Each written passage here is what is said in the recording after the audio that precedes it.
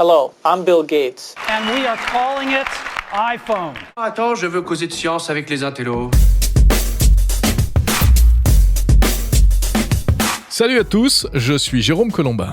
Et bonjour à toutes et à tous, et je suis François Sorel. Bonjour Jérôme. Salut François, écoute, je suis ravi de te retrouver pour ce nouveau numéro de Chez Jérôme et François.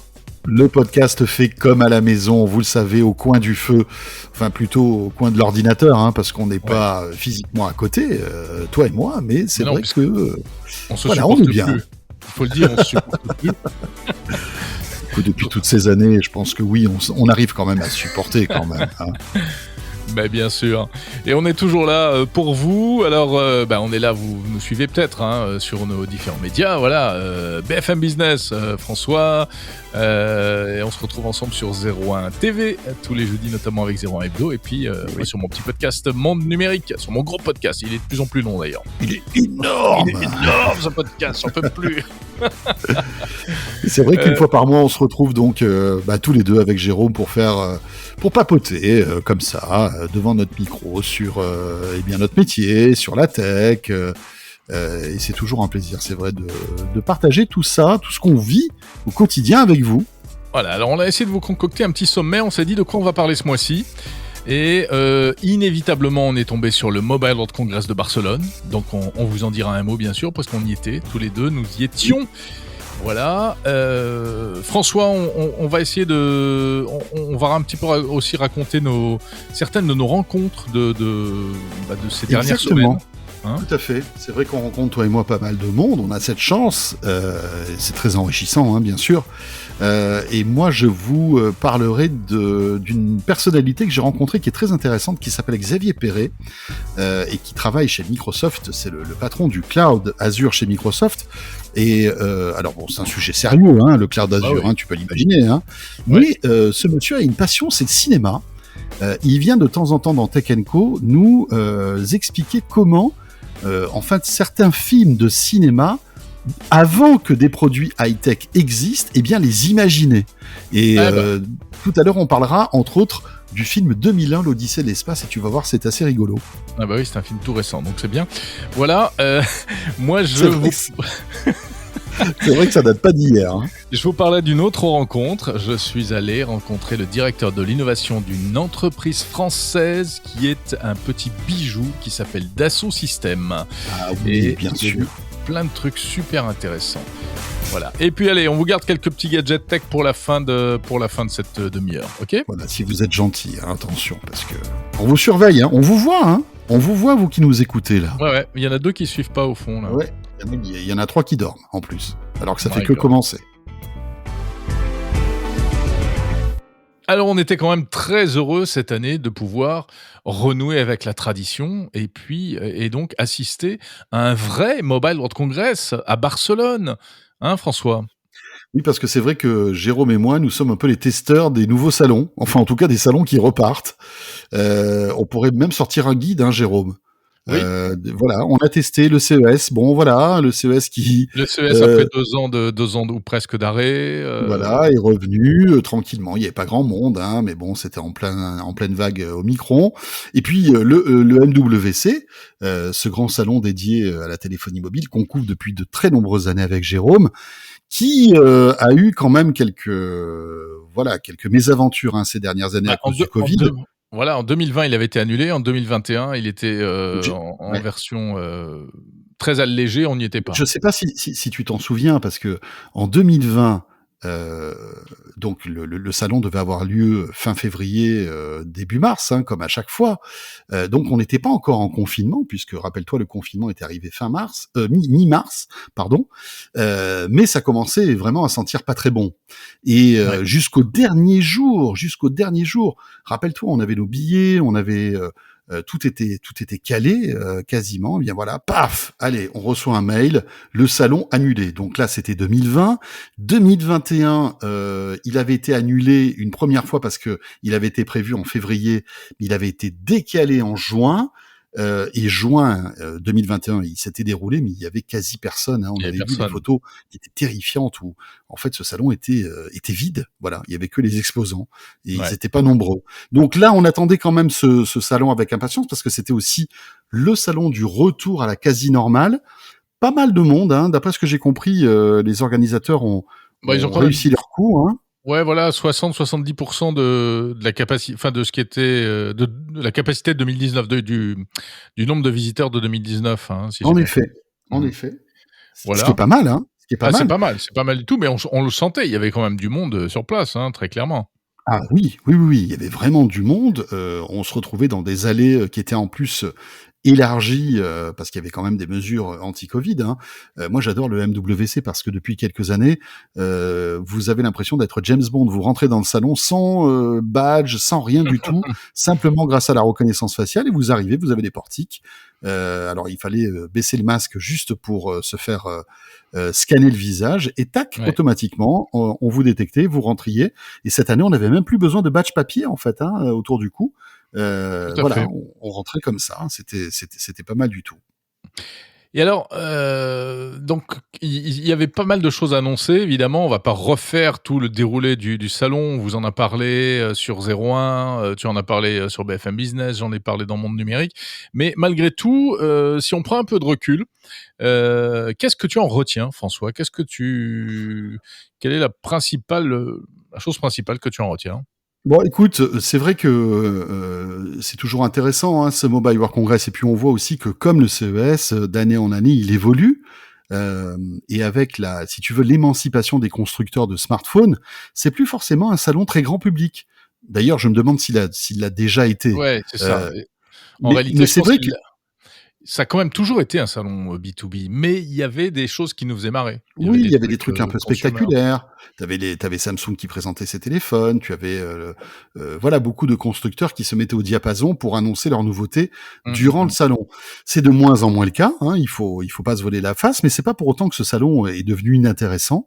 Bien au contraire, parce que en fait c'est là que se trame, c'est là que se dessine en quelque sorte le futur de la téléphonie mobile et de tout cet écosystème Bien avec les sûr. startups, avec les opérateurs, avec aussi tous les équipementiers, hein, tous ces fabricants de puces qui vont là pour rencontrer leurs futurs clients.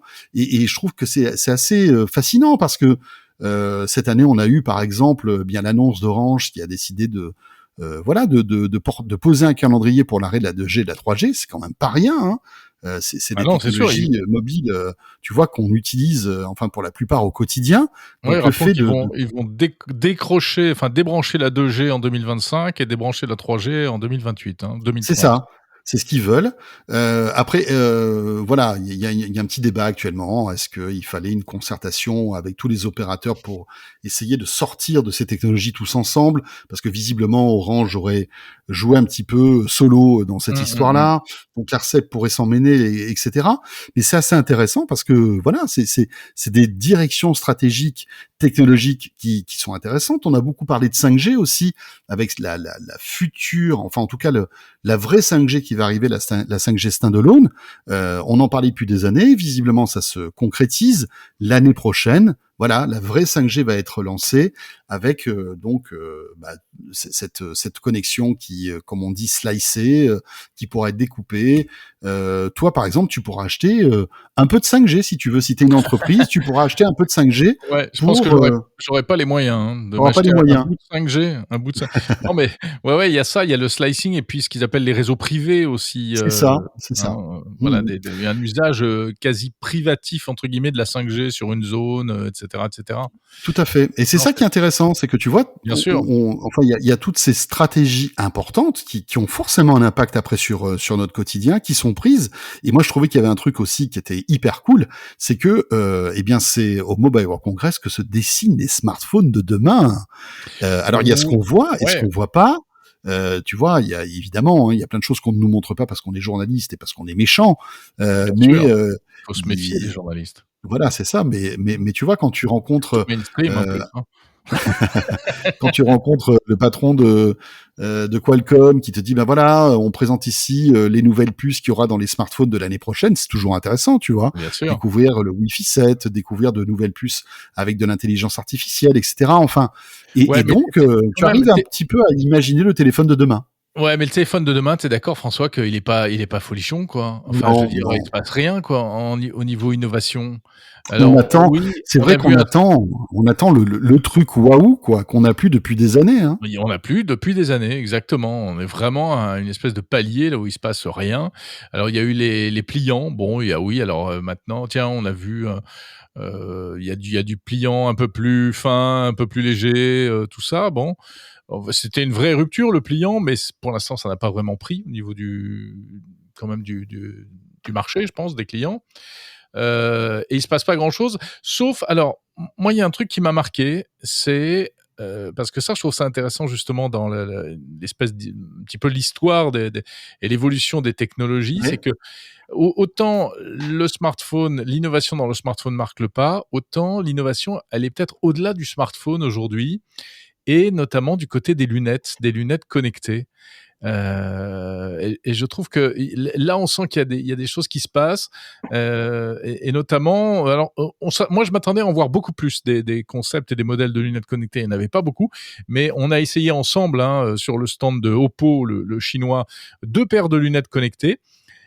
Qui sont assez intéressantes, hein. Il y en avait une qui est assez light, où on a juste quelques informations écrites qui viennent en surimpression sur l'un des 2 yeux, et puis l'autre qui est un peu plus immersive, qui va vraiment permettre d'avoir de la réalité virtuelle en connectant ses lunettes à de la réalité augmentée, pardon, en connectant les lunettes sur le smartphone pour bénéficier de toute la puissance du smartphone.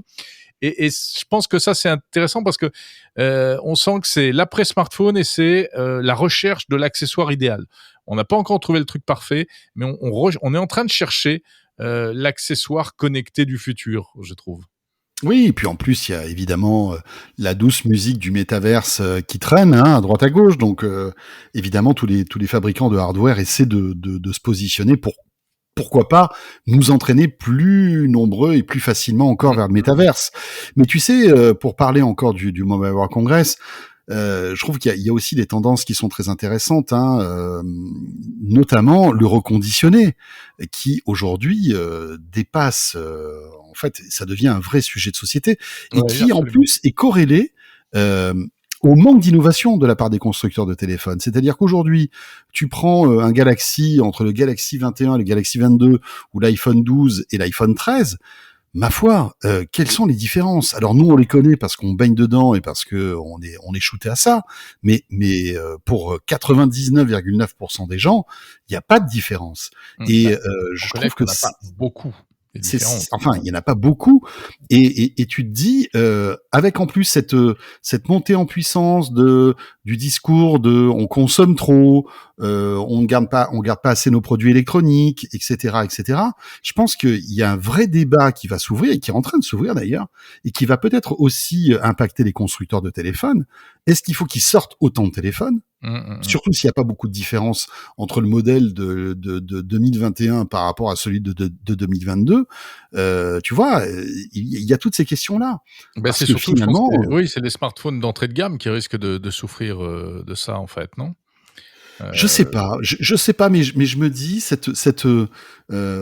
pendant des années, on changeait nos téléphones tous les 2 ans parce que les opérateurs télécoms aussi nous poussaient un peu, tu vois. C'est vrai, au bout de 2 ans, t'as terminé ton abonnement, enfin ta période d'engagement.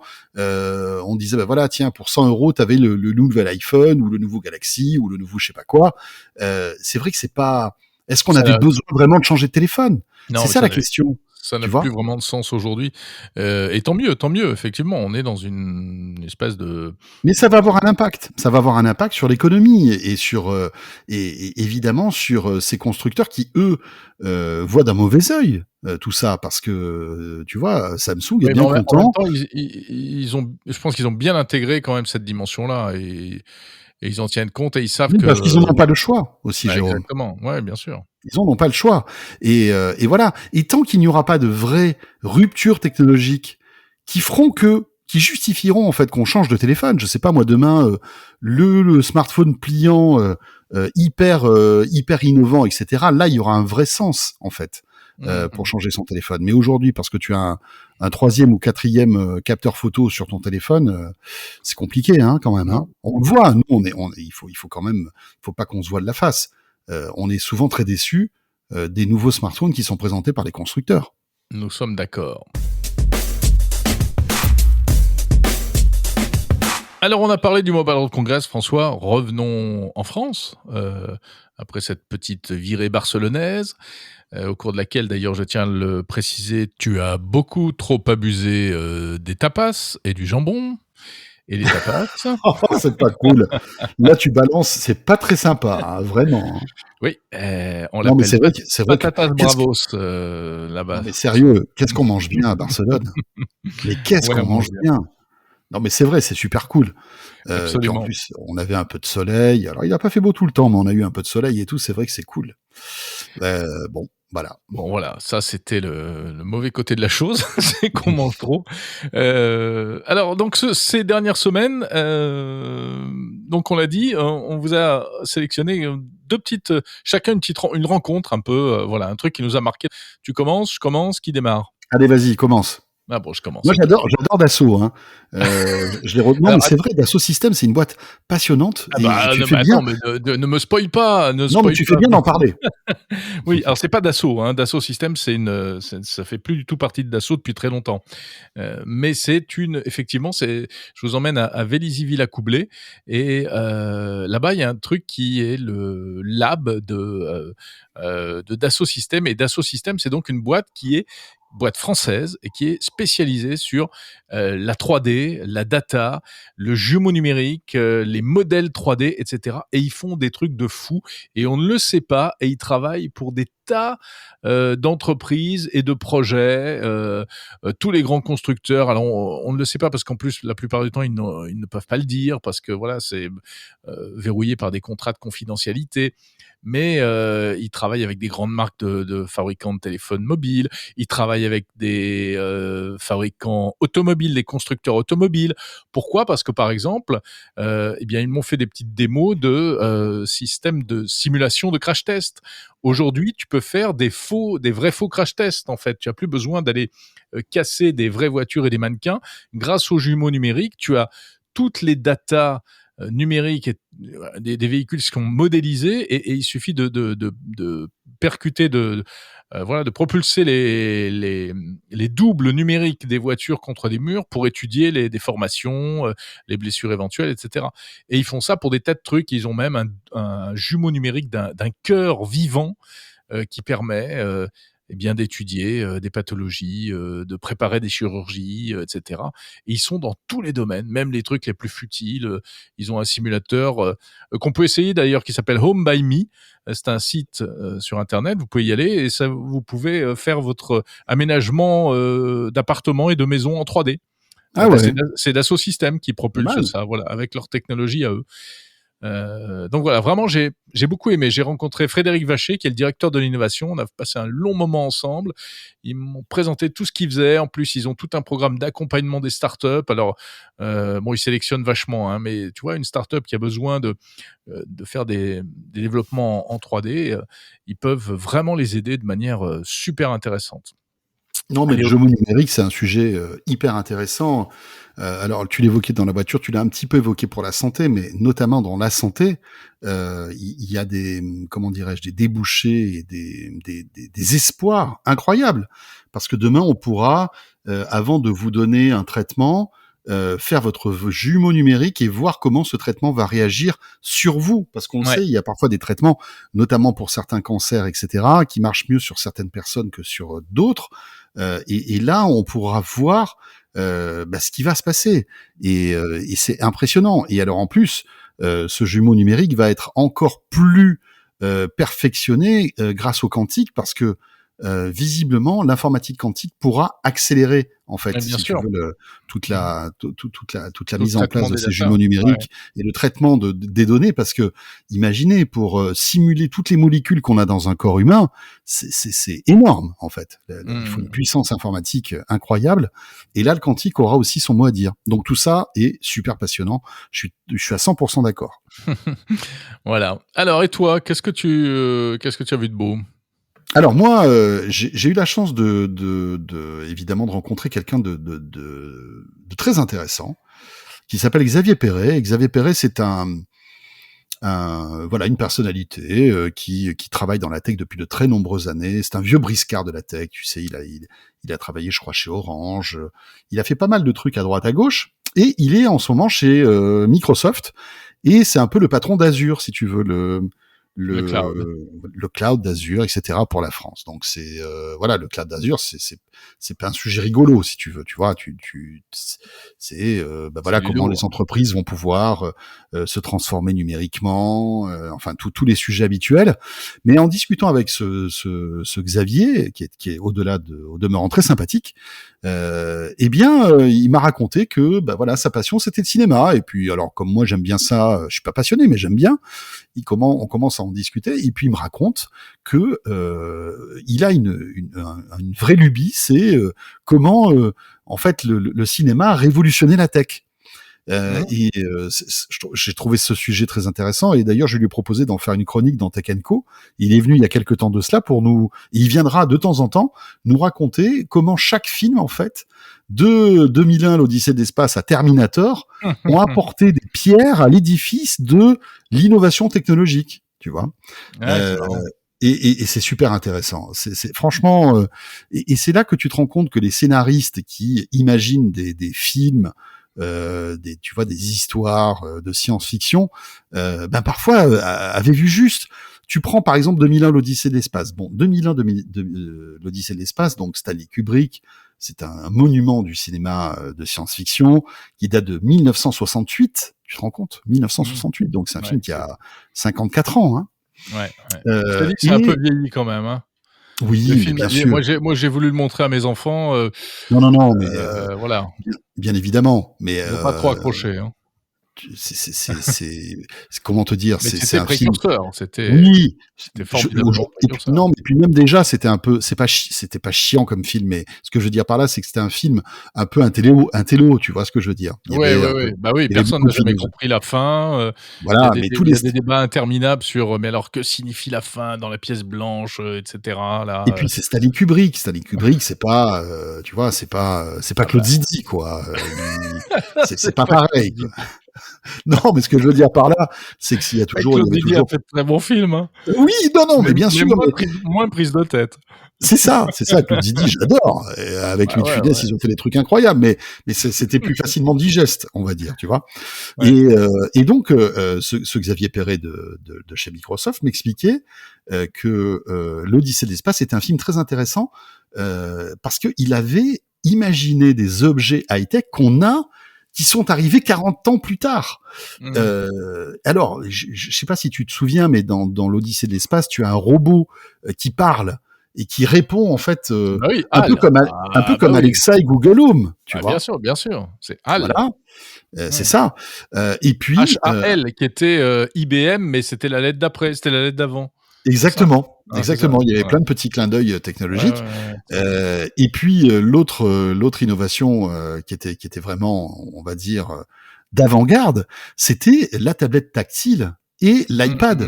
Et en fait, l'iPad était déjà imaginé en 1968 dans 2001 l'Odyssée de l'espace. Et c'est ça qui est assez intéressant, c'est que après, bon, évidemment, hein, on sait ce qui s'est passé. Steve Jobs l'a présenté en keynote, c'était en 2010, je crois, ou 2009, je sais plus. Je crois que c'était 2010, le premier iPad. Et ce qu'il y a d'intéressant, c'est que Samsung avait attaqué Apple. 3 avril 2010. Source techtime.fr. Excellent site. Je vous le conseille. TechTime, c'est une espèce de frise chronologique de toute la tech mondiale. C'est super.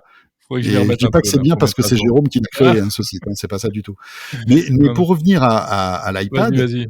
euh, en fait, il y a eu une histoire, c'est que je sais plus qui, Samsung ou Apple, avait attaqué l'autre en disant que l'un ou l'autre avait copié, si tu veux, le concept d'iPad.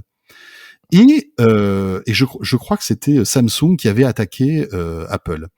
Et en fait, Apple avait dit non, pardon, c'est l'inverse. C'est en fait Apple qui avait attaqué Samsung quand Samsung avait sorti sa tablette tactile. Et Apple avait dit mais attendez, vous copiez l'iPad là les gars, c'est pas normal. On va vous attaquer en justice et vous allez nous donner de l'argent. Sauf que Samsung, la défense de Samsung avait été très maligne. Ils avaient ressorti le film 2001 l'Odyssée de l'espace et ils avaient dit regardez, c'est pas Apple qui a inventé l'iPad. Le concept de tablette tactile Tablette tactile. interactive, c'était dans 2001 l'Odyssée de l'espace et ça a permis à Samsung de gagner son procès. Et je trouve cette histoire rigolote quoi. Mais tu sais que ça remonte encore plus loin parce que alors justement, voilà, je suis sur le site TechTime et en janvier 1989, il y avait une tablette qui était sortie qui s'appelait le GridPad et qui était une tablette avec un stylet qui avait été conçue par un monsieur qui s'appelait Jeff Hawkins qui allait créer plus tard la société Palm. Et en fait, qu'est-ce que je veux dire? Cette tablette avait été conçue donc par Grid, mais elle avait été fabriquée, devine par qui? Une boîte coréenne qui s'appelle Samsung. Et oui. Mais qui l'avait pas conçue, si tu veux. Mais voilà. Ouais, et ouais. puis, il y a une autre magnifique histoire, c'est celle de General Magic. C'était juste à peu près au même moment, dans les années 90, ils avaient inventé l'iPad avant l'iPad. Un mec qui s'appelle Mark Porat dans la Silicon Valley. Et ils se sont plantés. Ils ont jamais réussi. Ils avaient tout le concept, ils avaient tout inventé et ils n'ont pas réussi. Et après, Apple a sorti le Newton, tu te souviens, le PDA, Oui, là, et ça, oui. voilà, qui n'a pas marché non plus, mais ça a tué General Magic, etc. Il y a un documentaire formidable, je crois que c'est sur Netflix, qui raconte l'aventure de General la Magic. genèse de tout ça. Ouais. Mais tu vois, ce qui est intéressant, c'est que l'iPad, il y avait pas de stylet, c'était avec le doigt. C'était ça qui était aussi un peu révolutionnaire à l'époque de Steve Jobs. C'est vrai. Mais je trouvais cette histoire assez intéressante et amusante. Le fait que Samsung dise, bah attendez, dans 2001, l'Odyssée de l'espace, il y avait déjà un iPad, donc ne nous attaquez pas parce qu'on vous a copié, quoi. Je trouvais ça très drôle. Ouais, très c'est drôle. malin, c'est drôle, Ouais, c'est malin. rigolo. Ouais, c'est drôle. On va terminer, François, peut-être par un petit coup d'œil sur quelques gadgets, non? Bah écoute, oui, je crois que t'as une moisson plus florissante que la mienne, visiblement. Quoi, t'as rien testé d'amusant, là, ces dernières semaines? Tu travailles trop. Ouais, il faut que je prenne un Il faut peu de dire recul. quand même que tu enchaînes les heures d'émission, les invités les uns derrière les autres, les émissions spéciales dans toutes les villes de France. Mesdames, messieurs, cet homme est une machine. C'est une machine. Non, mais c'est vrai. Puis en plus, après, il y a des problèmes de temps. Et puis aussi, on teste. Nous, on a la chance de tester les produits qui vraiment nous tapent dans l'œil, tu vois. Et ce mois-ci, j'ai pas le souvenir d'avoir vu un truc qui m'a fait waouh, tu vois. Ouais. Non, bah alors, moi, ce dont je vais te parler, c'est pas waouh non plus, hein. Mais bon, voilà, c'est ce qui m'est passé entre les doigts ces dernières semaines. Ce sont des oreillettes. Alors, des oreillettes, la première chose amusante, c'est qu'en fait, it's raining oreillettes, quoi. Il y a que ça. Il y a je sais pas combien de marques, il y a je sais pas combien de modèles, etc. Ça s'arrête pas. Ça s'arrête pas. Mais là, c'est deux marques, bon, quand même assez emblématiques. La première, c'est Sony. La deuxième, c'est Amazon. Ah, Et quand alors même. Sony, ouais, voilà, donc c'est pas rien, c'est pas, tu vois, c'est pas Jackie électronique, quoi. Jackie Tuning. Jackie Tuning. Et alors, celle de Sony, j'ai trouvé le concept très sympa. Ce sont donc des oreillettes qui s'appellent comment elles s'appellent, les Lynx machin là, Link Buds. Et ce sont, tu sais que le problème des oreillettes, c'est que ça te coupe un peu de l'extérieur. Évidemment, tu mets ça, bon bah du coup, t'entends moins bien. Oui, tu es isolé, etc. Tu es isolé, puis c'est pas très agréable. Tu entends tes propres mouvements, voilà. Dès que tu te frottes la joue, ça résonne, etc. Tu peux difficilement continuer à discuter en même temps. Donc, certains comme Apple ont inventé ce qu'ils appellent eux le mode transparence, où électroniquement tu as un micro qui va reproduire ce qui se passe autour, qui va te permettre d'écouter ce qui se passe autour, donc d'être moins isolé. Et là, Sony, ils ont fait un truc plus original. Ce sont des oreillettes qui ont un trou au milieu, en fait. Ah ouais. Donc en réalité, tu as toujours, c'est comme si tu n'avais rien dans les oreilles, mais tu as le son quand tu en as besoin, un coup de téléphone, de la musique, etc. Mais tu n'es jamais complètement isolé. Tu vois ce que je veux dire? Ouais, Donc je comprends. elles sont trouées au milieu, ces oreillettes. Alors je trouve que l'idée est très sympa parce que du coup c'est beaucoup plus agréable à porter. Moi je les ai portés pendant plusieurs heures et tu t'en rends pas compte en fait. Tu peux les porter en travaillant et tout et du coup t'as pas à les mettre et les enlever quand tu reçois un coup de fil par exemple ou des choses comme ça. Mais l'inconvénient c'est que, et tu t'en doutes, tu n'as pas de réduction de bruit active. Puisque tu peux pas être complètement isolé. Et non.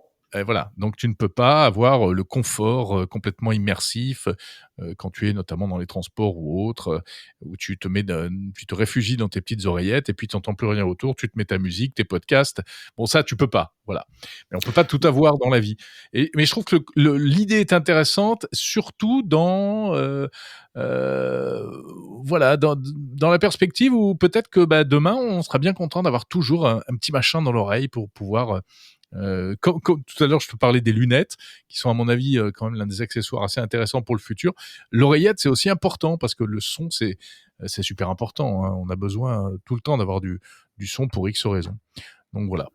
Et autant vous dire, pour nous qui faisons de la radio, le son, c'est un peu notre vie. Hein. Le son, c'est un peu notre vie. Mais là, c'est plus du son utile que du son confortable, même si la qualité sonore est incroyable. Même s'il n'y a pas cet aspect immersif. Alors, ça manque un petit peu de basse, du coup, mais la finesse du son est très agréable. Et puis également, les Amazon Echo Buds, alors là, ce sont aussi des oreillettes qui ont une particularité quand même, c'est que ce sont des oreillettes Amazon, et qui dit Amazon dit Alexa, bien sûr. Donc, il y a l'assistant vocal Alexa qui est intégré dans les oreillettes. Donc, quand tu as ça dans les oreilles, avec les mains dans les poches, tu dis Alexa, même doucement, et il te comprend et tu peux demander ce que tu veux à l'assistant vocal. Et là, ce sont des oreillettes à réduction de bruit, classiques, voilà, avec des commandes tactiles. Mais par contre, je trouvais que la qualité de micro est plutôt pas mauvaise. On m'a fait la remarque en me disant c'est super bon quand tu téléphones, mais je trouve que la qualité audio pour écouter de la musique n'est pas exceptionnelle. Non, ce qui est embêtant quand même. Mais bon. Après, c'est très subjectif. Hein, oui, c'est très subjectif. Il y a des gens qui vont trouver ça bon. Bien sûr. Moi, il m'est arrivé de trouver très bon des oreillettes ou des casques, et toi, tu les trouvais pas bons, etc. Donc, c'est vrai. Tu vois, chacun a sa couleur en fait musicale en quelque sorte. Hein. Exactement. Voilà, donc 2 oreillettes qui sortent un peu du lot, puisque effectivement, sinon tout le monde fait des oreillettes. Les Sony, elles sont pas données quand même, elles coûtent 200 €, et les Amazon Echo Buds, elles coûtent 120 €. Ils ont fait une offre de promo au début, mais je crois qu'elle est terminée là maintenant. Ouais. Amazon qui arrive sur tous les segments, c'est impressionnant. Hein. C'est impressionnant, hein. Ouais, c'est clair. Écoute, voilà, pas mal tout ça, dis donc. Et Jérôme. Écoute, ça nous a fait de belles semaines bien remplies. Hein, Tout à fait, avec un nouveau mois qui a commencé, hein, puisque nous sommes déjà en mars, mon Dieu, que le temps passe vite. Et on aura sans doute plein de choses à vous raconter très très vite, puisque rappelons que chez Jérôme et François, c'est tous les mois. Hein, tous les mois, avec Jérôme, on passe du temps avec vous, et on papote. Exactement. Il nous manque que les chips et l'apéro. Mais bon, voilà. Oui. Et puis tiens, il faudra qu'on se refasse une séance dans le métavers un jour. On invitera des copains. Ah, ça pourrait être pas mal ça. Tiens. Oui. Puis sachez que vous pouvez retrouver, notamment sur YouTube, notre première expérience métavers. C'était il y a quelques mois. Et on avait bien rigolé. Hein, on avait bien rigolé, ouais. Voilà. Mais bon, ça fait un peu mal au cœur. Je vous préviens, ça bouge un peu.